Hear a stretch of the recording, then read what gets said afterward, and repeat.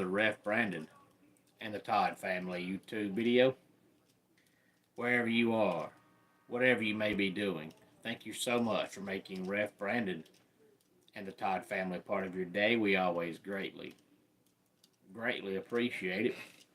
I figured I would come on here on this Wednesday night and talk some college football because, believe it or not, it's already week number 4 in the 2024 college football season. It all starts tomorrow night. In case you have not heard, it looks like Florida State and Clemson may end up staying in the ACC after all, which I had a feeling was going to be the case, but it was never official. But after some news that came out earlier today, it looks like they're going to end up staying in the ACC. In case you missed NASCAR from over the weekend, Chris Buescher got the win at the Glen, which back in my day was called Watkins Glen. Now it's just the Glen. Shane Van Gisbergen, who's going to be full-time in the Cup Series next year, comes home second, followed by Carson Hocevar, Ross Chastain, Zane Smith, rounding out the top 5, and then we had Chase Briscoe, Michael McDowell, Corey LaJoy, Ryan Preece, and Austin Cindric, rounding out the top 10. If you're watching live, feel free to comment. Also, make sure you give the video a thumbs up and a like. While you're here, it takes about 2 seconds. This upcoming weekend, we have the Bass Pro Shops night race from Bristol, Saturday night at 7:30, and after the Bristol race, the Championship 16 will be down to the Championship 12. 4 drivers get cut after Saturday night. Right now, the bottom 4 are Denny Hamlin, Martin Truex Jr., Harrison Burton, and Brad Keselowski. Now, Martin Truex Jr., Harrison Burton, and Brad Keselowski pretty much have to win to advance. But Denny Hamlin is only 6 points behind Ty Gibbs. So if Denny Hamlin has a top 10 day and Ty Gibbs doesn't, Denny Hamlin will probably advance. But those are the bottom 4 for right now. And one more bit of news before we talk college football. Earlier today, Adrian Wojnarowski, I believe is how you say his name, retired from ESPN and all other sports-related stuff he does. He worked for ESPN, but he also wrote for different magazines and all of that. He retired from all of it. Hey, Marcus, glad to have you here. He said that he has realized that doing what he does takes a lot of time and a lot of effort that at his age, he no longer wants to do. And he left $20 million on the table by retiring. So I wanted to give Adrian a shout out, hoping that somebody would tell him I'm giving him one, because you have to admire a guy who obviously does not care about the money, because he left $20 million on the table by retiring on his own. So I'm sure the man's got plenty of money anyway, but to just automatically say, you know what, I'll take $20 million and put it away, I don't care, I'm retiring. But on to college football. Tomorrow night, 7:30, ESPN, we have South Alabama and Appalachian State. And I believe that's actually going to be a really good football game that I'm looking forward to. Appalachian State's just a well-coached football team. And then Friday night, we have Stanford at Syracuse in high-flying ACC action at 7:30 on ESPN. Illinois at Nebraska, 8 o'clock on Fox. And San Jose State and Washington State at 10 o'clock on the CW. So 3 games on Friday night. 3 games that I think are, on paper anyway, quite intriguing and should be good football games. And then on Saturday at noon, we have Marshall and Ohio State, which is the Fox game. And then we have the only game of the weekend that matters, NC State at Clemson on ABC. Florida at Mississippi State on ESPN. Two dreadful, just awful football teams. Somebody has to win. If you made me pick, I'd say Florida will win, but it's just two awful football teams. Florida has the wrong coach that if he does not get fired during the season, will definitely get fired after the season. I think Mississippi State has the right coach, but this is his first year, and they're a dumpster fire. But I think in time, he'll be a good coach. Charlotte at Indiana on the Big Ten Network. Villanova at Maryland, also on the Big Ten Network. James Madison at North Carolina on the ACC Network. Houston and Cincinnati on Fox Sports 1. Kansas and West Virginia on ESPN 2. Tulane and Louisiana on ESPN U. Rice and Army on the CBS Sports Network. And that's all the 12 o'clock noon games. 12:45 we have Ohio and Kentucky on the SEC Network. Moving ahead to 3:30 we have Big Ten Network, Kent at Penn State. The battle of the awesome uniforms. If I was going to do a top 10 countdown, which by the way, if you missed my top 10 countdown from today, please go back and watch it. It was a requested top 10 countdown. But if I was going to do a top 10 countdown for best uniforms in college football, both of these teams would be on the list. USC and Michigan on CBS.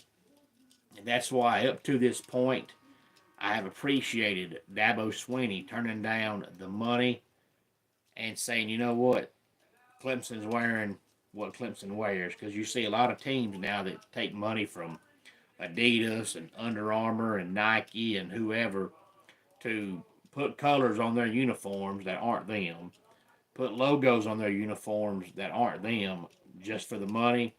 And Dabo Swinney, up to this point, has always said, as long as I'm at Clemson, we're going to wear traditional colors. I'll never forget that game a few years back where Georgia and I believe Boise State played each other, and that was the two most awful, hideous uniforms I've ever seen. Both schools should have got 10 years probation just for wearing those uniforms on the field. I don't care if you got $85 million. They were atrocious. And then we had Maryland that one time with these red and yellow looking helmets because they had the Maryland State Capitol on their helmets, and it was just absolutely awful. But the USC Michigan colors are definitely better than what I think the game will be. Michigan finally named a starting quarterback earlier this week. His name is Alex Orji, and he's the better of their two quarterbacks, but both their quarterbacks suck. Alex Orji has thrown for 20 yards this season, and the most he's thrown for in one game is 12 because he cannot throw. He can run the ball, but for whatever reason, they won't let him run. He's ran, I believe, 10 times in 3 games, but they had been playing both quarterbacks. They finally decided on Alex Orji, but he sucks. I expect USC to win this game pretty easily. ABC, we have UCLA and LSU. Miami of Ohio and Notre Dame on NBC. This game, I think, is going to be a barn burner down to the wire. Both teams have not much defense, but really good offenses. Georgia Tech and Louisville on ESPN 2. Arkansas and Auburn on ESPN. Rutgers and Virginia Tech on the ACC Network. Arizona State and Texas Tech on Fox Sports 1. Memphis and Navy on the CBS Sports Network. That is all the 3:30 games for Saturday. 4 o'clock on Fox, we have Utah and Oklahoma State. Oklahoma State needs to find a running game. I know they're 3-0. They got outplayed by Arkansas, just found a way to win the game. But Oklahoma State has one of the best running backs in America. And he was really good last year, and this year they just cannot run the ball. Duke and Middle Tennessee State on ESPN-U. That is the 4 o'clock games. 4:15 on the SEC Network. We have Vanderbilt and Missouri. 5 o'clock on the CW. We have TCU and SMU. UTEP and Colorado State on True TV. And now we're moving into prime time. 7 o'clock on ESPN, we have Miami at South Florida. Northwestern at Washington. And yes, that is a conference game on Fox Sports 1. Florida Atlantic and UConn on the CBS Sports Network.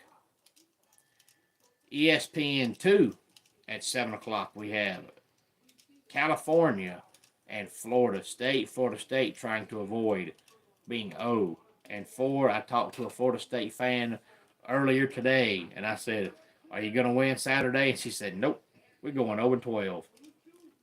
7:30 on ABC, we have Tennessee and Oklahoma, and I hope I'm wrong because you need a good game in prime time, but I think Tennessee beats Oklahoma by at least 2 touchdowns. I just don't think Oklahoma's that good, and I think Tennessee is really good. And I don't mean this is the media hype overblown, Tennessee being good. I think Tennessee is legitimately very good. That quarterback, Nico, is the real deal. That kid's going to be really special in about a year or so. ESPN-U, we have Akron and South Carolina. Iowa and Minnesota battle for, I think it's called the Oaken Bucket on NBC. Ole Miss and Georgia Southern at 7:45 on the SEC Network. 8 o'clock on the ACC Network, we have Michigan State and Boston College. Fox has Baylor and Colorado. 8:30 on True TV, Fresno State and New Mexico. 8:30 on the CW, Purdue and Oregon State. 9:45 on Fox Sports 1, Portland State and Boise State. 10:30 on ESPN, Kansas State and BYU. And then the game that I wrote down just because I think it's funny how they scheduled the kickoff time for 11:59 on the East Coast just so it's still technically Saturday, even though the game actually kicks off at midnight. Northern Iowa and Hawaii. And to be honest with you, I know it's still strange and funny seeing True TV and CW carrying college football games, but I kind of like it because now you have 5 o'clock and 8:30 and all these strange kickoff times just in case the 3:30 or the 4 o'clock games all end up being blowouts. You can watch the 5 o'clock game up until 7 o'clock and then watch one of the primetime games. But at noon, there's a few games on, but the best game at noon is going to be NC State at Clemson, of course, because it's Clemson, the only team that matters. You either watch Clemson or you're wrong. But then at 3:30, I would say the best game is USC and Michigan, but I just don't think Michigan's any good, so I think USC beats them pretty easily. But I do think the Arkansas-Auburn game is going to be good. I think the Georgia Tech-Louisville game is going to be good. I think the UCLA-LSU game is going to be good.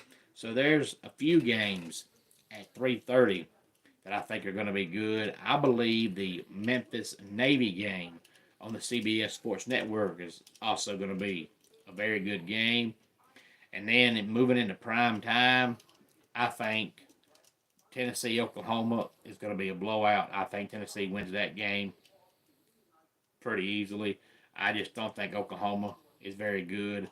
Their offensive line is almost strictly made up of linemen that transferred there because they couldn't start at smaller programs. If you can't start for smaller programs, you have no business starting for Oklahoma. So I think Tennessee's defensive line just eats Jackson Arnold's lunch all night long, Saturday night. I think Miami beats South Florida, but it should be a good game. South Florida is one of those sneaky good teams. I think California, Florida State will be good just because Florida State can't score. So I don't see them destroying anybody. I do think Florida State gets their first win, but I think it's going to be 17-14, 21-17, something along those lines. Florida State just can't run the ball and can't block. So I just don't see them putting up 40 points against anybody all this year. If you love defense and you want to see a lot of hitting, then the battle for the Oaken Bucket on NBC, Iowa and Minnesota will be a phenomenal game Saturday night if you just love good defense. And I think the Michigan State Boston College game will be a really good game. Any thoughts on any of this in the world of college football? Please feel free to let me know. Let's go ahead and get our dad joke of the day in here. I heard the government is planting chips in everyone. I hope I get Doritos. And that does it for today's Ref Brandon and the Todd Family YouTube video. Until next time, it's Ref Brandon saying, just like in pro wrestling, life can be over by the count of 3. Tell your friends and family how much you love them. Bye.